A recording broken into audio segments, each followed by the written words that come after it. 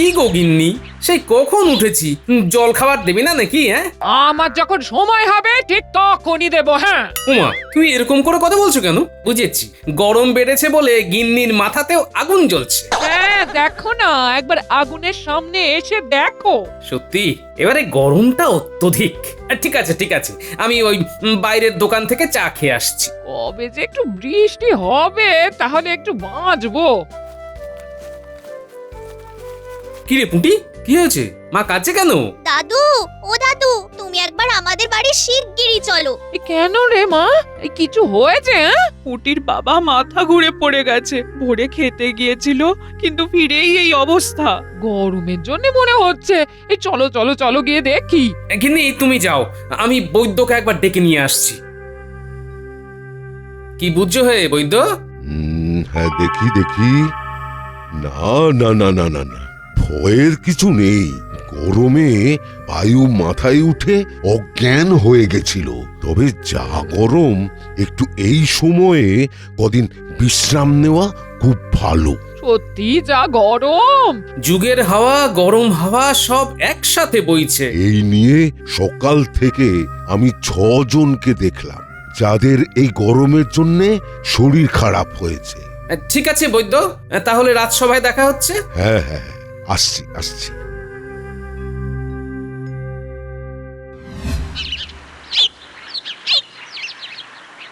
এ কি মহারাজ, আপনি ভয়ে সিঁটিয়ে এভাবে এখানে দাঁড়িয়ে কেন?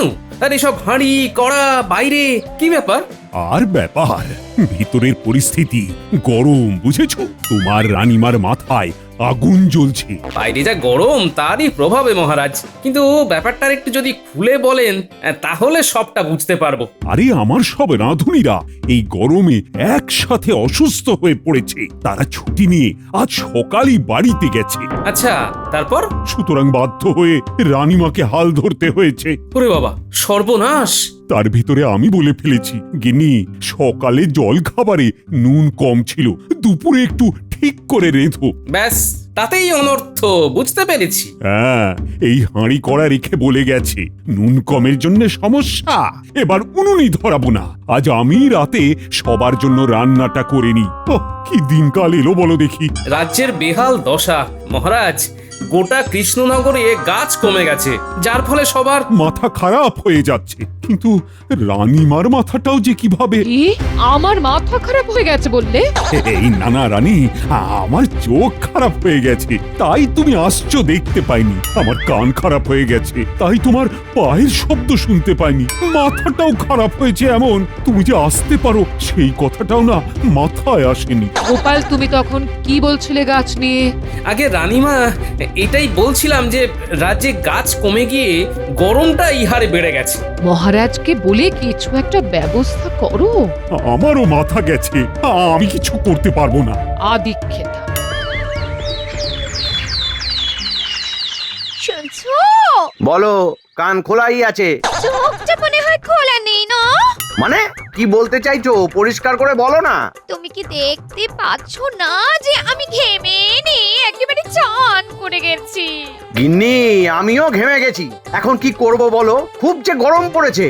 আমি জানি না, তুমি রাজ্যের মন্ত্রী, তুমি যে করেই হোক ঘটা বটাকে কাজে লাগিয়ে গরমটা কমিয়ে দাও না। গিন্নি, আমি কি করে? তাছাড়া বটা ঘটা কি ভগবান নাকি? বটারও এই গরমে শরীরটা খারাপ হয়েছে। এই রে, তাহলে তোমার দায়িত্ব আরো বেড়ে গেল। যে করে হোক আজ রাজসভাতে গিয়ে একটা বিহিত করে আসবে। যত দোষ আমার ঘাড়ে দেয়। আরে আমি কি করি? আমি যে বড়ই অসহায়। উফ। বাবা, যা গরমের দাপট দেখছি, মনে হচ্ছে কিছুদিন রাজকাজ বন্ধ রাখতে হবে। বাবা, রোদের তেজে যাচ্ছে ঝুঁকে, কেউ নেই গো হাসি মুখে। হ্যাঁ মহারাজ, আমি তো আগে এসেও কোনো ফল পেলাম না। তোমরা সব ননির পুতুল। গরমে গরম পড়বে না তো কি হবে? এই গরমে ঘরে একদম দক্ষযজ্ঞ হয়ে যাচ্ছে মন্ত্রী মশাই। আপনার ঘরও মনে হয় শান্ত। সে খালি আমি জানি, আমার ঘরেও যে দক্ষযজ্ঞ তা কি করে প্রকাশ করি। মহারাজ, এই রাজ্যে আগে এমন বেহাল দশা হতো না। যে হারে গাছ কাটা পড়ছে তাতে এই অবস্থা আরো শোচনীয় হয়ে গেছে। আর তো মনে হয় গাছের ব্যাপারটা নয়, আসলে আবহাওয়াটাই এমন। একটু বৃষ্টির দরকার ছিল। এই বিজ্ঞানী, আরে কই গেলে? মহারাজ, বিজ্ঞানীরও শরীর ভালো নেই, সেও অসুস্থ। মহারাজ, মহারাজ, এক্ষুনি গোপাল দাদার নাতি গুলটে এসে খবর দিল যে গোপাল দাদার এক জ্ঞাতির দাদা যে এই রাজ্যের উত্তর দিকে থাকে, সে নাকি বেজায় অসুস্থ। খবর এসেছে। বলো কি? আমাকে তো তাহলে যেতে হবে। সে কি গোপাল, তুমি তাহলে রওনা দাও। আসি মহারাজ, সাবধানে থাকবেন। আমি ওদিকটা একটু সামলেই চলে আসবো, কেমন?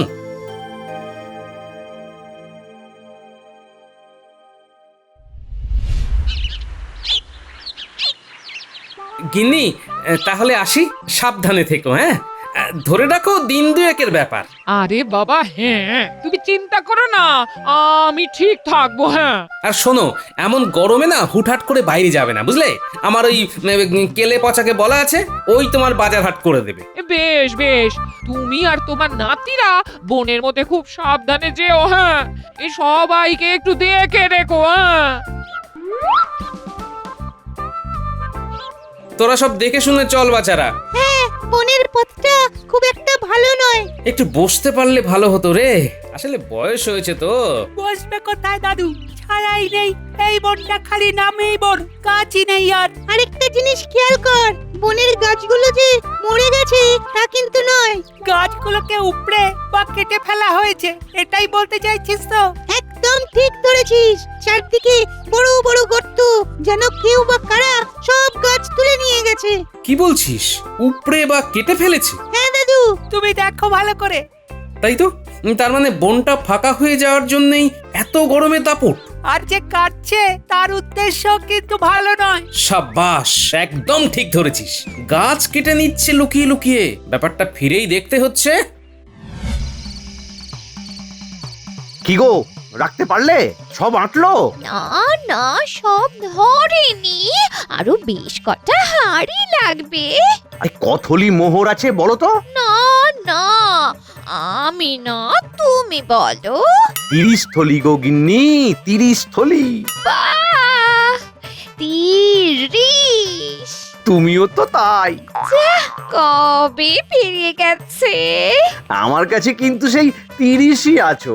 হুম, এই মোহর গোনা যদি না শেষ হয় তাহলে মোহর গুনতে গুনতে যদি আরো রাত হয়, বেশ মজাই হবে। কি তাই তো?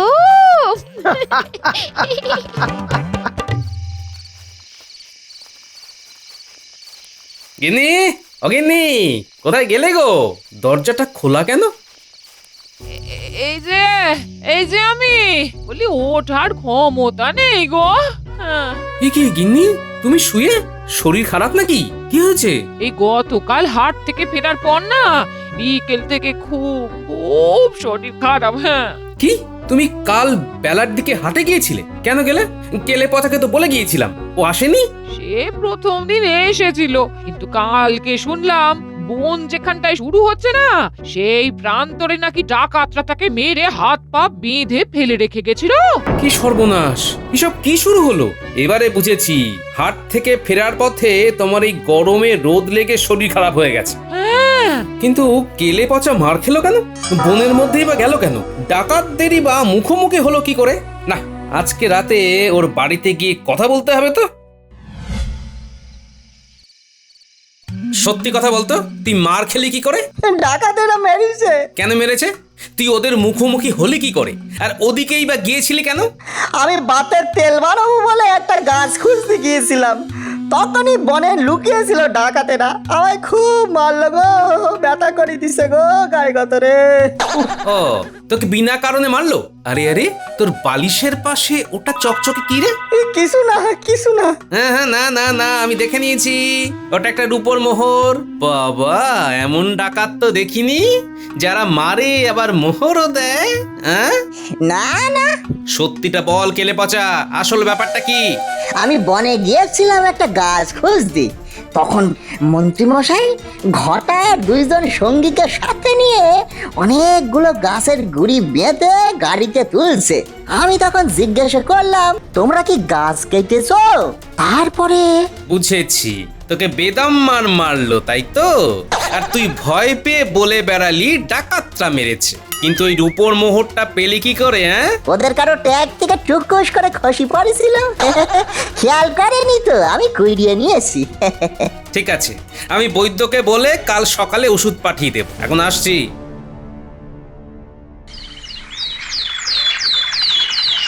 বলছি বিজ্ঞানী, তোমার কাছে কি এমন কোনো ওষুধ আছে যেটা প্রয়োগ করলে গাছ খুব দ্রুত বাড়ে? ছাড়ো, তোমার খুব কাশি হচ্ছে, তুমি লিখে দাও বরং।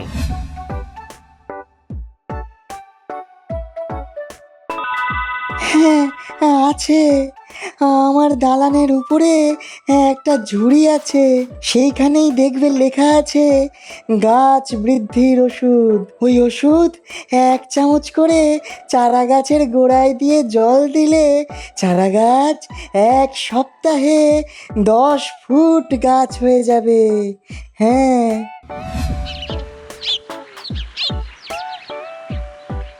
দাদু এত সকাল সকাল ডাকলে? তোমার হাতে ওটা কিসের থলে? কোথাও কি যাবে দাদু? শোন, আজকে আমাদের অনেক কাজ।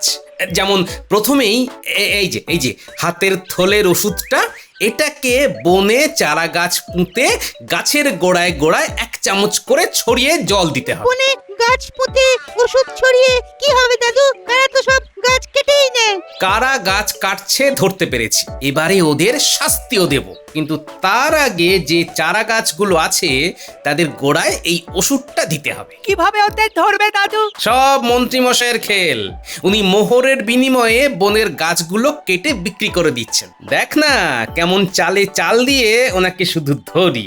আমি তাহলে দিদার কাছে থাকছি, দিদার শরীরটা তো ভালো নেই। হ্যাঁ মা, তাই কর। হ্যাঁ গো গিন্নি, আজকে আর রাজসভায় যাব না, বুঝলে? কেন? আমার জন্মদিন বলে? হ্যাঁ, এছাড়াও মোহরের গরমে আমি এখন উঠছি। আমাদের এখন বাড়ি ভর্তি মোহর। ও, এখন মনে হচ্ছে আরেকটু মোহর হলে আরো ভালো হতো। সে না হয় আমি ঠাকুরকে ডাকছি যে আরো মোহর যেন পাইয়ে দেন, কিন্তু তুমি যে আজকে সভায় যাবে না শুধুমাত্র আমার জন্মদিন বলে, এতে না ভীষণ ভীষণ আনন্দ লাগছে গো। তুমি আমার একমাত্র স্ত্রী, আমি কি না থেকে পারি? যাই হোক, আমি ঘটাকে বলে দিয়েছি ভালো তাল পাটালি আনতে, বুঝলে? আমি তাহলে জমিয়ে পায়েস করব, আর আমি চামচে করে খাইয়ে দেব, লজ্জা পাবে না তো? তুমি একটু ঘুমিয়ে নিতে যাও, রাতে ঘুমের সুযোগ হয়নি তো, যাও। হ্যাঁ হ্যাঁ হ্যাঁ হ্যাঁ হ্যাঁ। কিরে, তোদের এই রোদে খুব কষ্ট হলো বল? বনে গাছগুলো তো সব ইচ্ছে করেই কেটেছি দাদু, সেই জন্যই ছায়া নেই। তবে যা করেছি সব ভালোর জন্যই তো করেছি। এছাড়া কষ্ট করলে কেষ্ট মেলে। এই গাছগুলো দ্রুত বেড়ে উঠবে আর আমাদের কৃষ্ণনগরকে ছায়া দেবে। শোন, এবার তোদের দ্বিতীয় কাজ, ছটপট করে মন্ত্রীর বাড়িতে গিয়ে একটা চিরকুট ফেলে দিবি জানলা দিয়ে গলিয়ে। তাতে কি লেখা থাকবে দাদু? সেটা আমি এখন মুখে বলছি না, তোরা সরাসরি পড়ে নিস।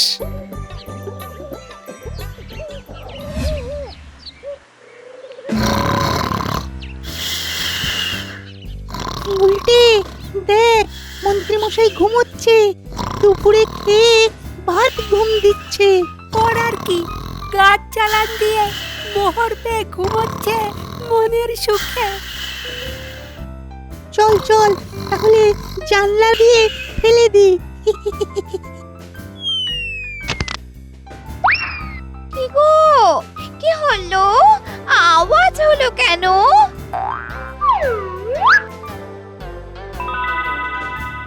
কাগজটা তার মানে জানলা দিয়ে কেউ ফেলে গেছে।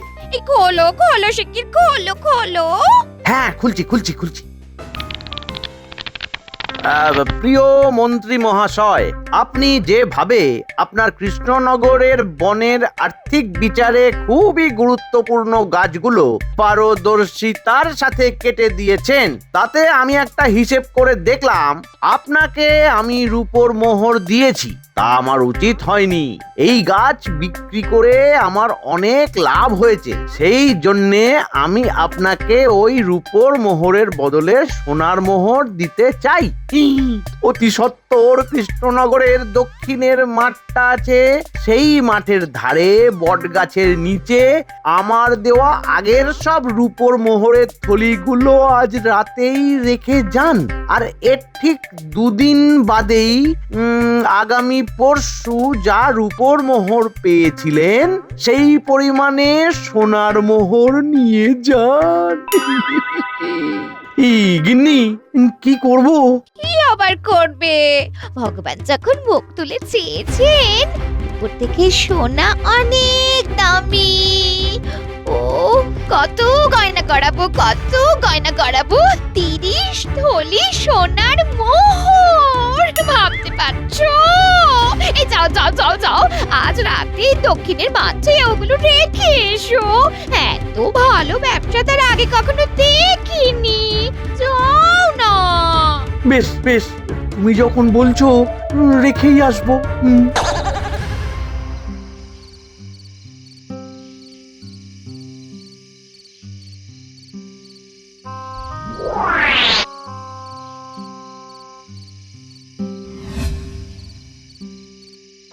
দাদু, এখনো পর্যন্ত 28 থলি গোনা হয়েছে, আরো 2 থলি আছে, তার মানে 30 থলির উপর মোহর। ভাবা যায়, রাজ্যের প্রাকৃতিক সম্পদ বেচে 30 থলির উপর মোহর পেয়েছে। আবার এত লোভী, সোনার মোহর পাওয়ার আশায় যা পেয়েছিল সেগুলো সব রেখে গেল। দাদু দাদু, এই শেষ মোহরের থলিটায় এই একটা কাগজ পেলাম। কই দেখি দেখি। এতে লেখা আছে যে মন্ত্রীমশাই কৃষ্ণনগরের বনের সমস্ত দুর্মূল্য এবং অতীব কার্যকরী গাছগুলি একদম সঠিক সময়ে সঠিক সংখ্যায় কেটে দেওয়ার জন্যে আপনাকে আমি 30 থলি মোহর দিলাম। আশা করি এই চুক্তিপত্র আমাদের ভিতরেই থাকবে। ইতি হীরালাল ব্যবসায়ী। তার মানে এটাই চুক্তিপত্র। হ্যাঁ, এইটা দিয়েই ওনাকে কাল সকালে ফাঁদে ফেলবো। তাহলে আমরা শুয়ে পড়ি দাদু। হ্যাঁ হ্যাঁ, শুয়ে পড়। গোপাল, তুমি ঠিক বলেছ, মন্ত্রী গাছগুলো কেটে বিক্রি করে দিয়েছে। আগে হ্যাঁ মহারাজ, এই দেখুন আমার দেওয়া চিরকুটটা, আর এই দেখুন মন্ত্রী আর ওই ব্যবসায়ীর মধ্যে হওয়া চুক্তিপত্র। কি সর্বনাশ! আচ্ছা, এই মন্ত্রীকে নিয়ে কি করা যায় বলো তো? দেখুন না মহারাজ আমি কি করি। যতই আপনি এই গরমে সভা কাজ বন্ধ রাখুন না কেন, মন্ত্রী মশাইকে আমি এই অপরাধটা স্বীকার করাবই। হ্যাঁ, আমি তাহলে এখন কি করব? পেয়াদা দিয়ে মন্ত্রী মশাইকে সত্বর ডেকে পাঠান, আর তারপর মজা দেখুন।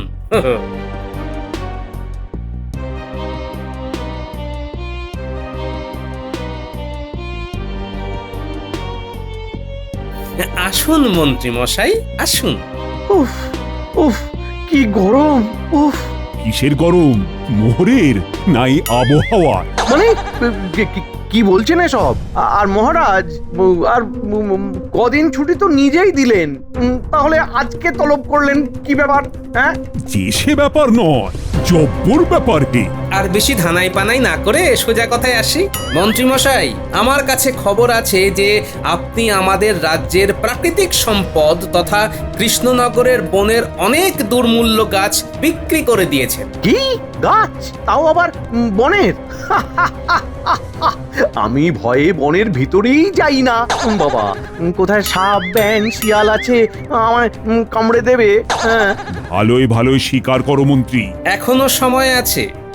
আমাকে ফাঁসানো হচ্ছে মহারাজ, এই গোপাল আমায় ফাঁসাচ্ছে। তাহলে এই চুক্তিপত্রটা কার মন্ত্রী মশাই?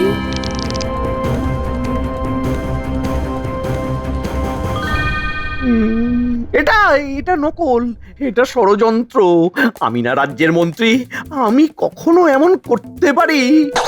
বেশ, তাহলে গতকাল রাত্রে দক্ষিণের মাঠের কাছে বট গাছের নিচে যে 22 থলির উপর মোহর পেয়েছি, ওটা তাহলে মহারাজ আমরা বিলিয়ে দিই, কি বলেন? এই না না না, 22 না, 30 থলি মোহর ছিল। সে কি মন্ত্রী, তুমি কিভাবে জানলে? তোমারই মোহর নাকি ওগুলো?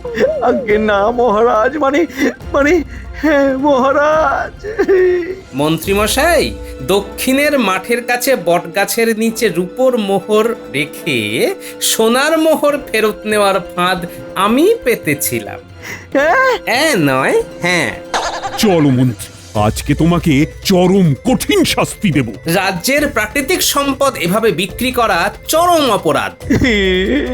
আমায় আমায় ছেড়ে দিন মহারাজ, আমি আর করব না। আমার বাড়িতে এখনো তালপাটালির পায়েসটা কিছুটা পড়ে আছে। আমায় ছেড়ে দিন, আমি বাড়ি গিয়ে পায়েস খাবো মহারাজ। চলো, তাল পাটালি করাচ্ছি তোমায়। মন্ত্রীমশাই, এই গরম টালির ওপরে খালি পায়ে দাঁড়ান। ওরে বাবা, এই কি গরম! এই পা রাখতে হ্যাঁ পারছি হ্যাঁ না। মন্ত্রী, এই যে, এই যে, এভাবে এই যে, টালির আমি- ওপর আমি পা রেখে তালে তালে নাচতে থাকো। তাল পাটালি।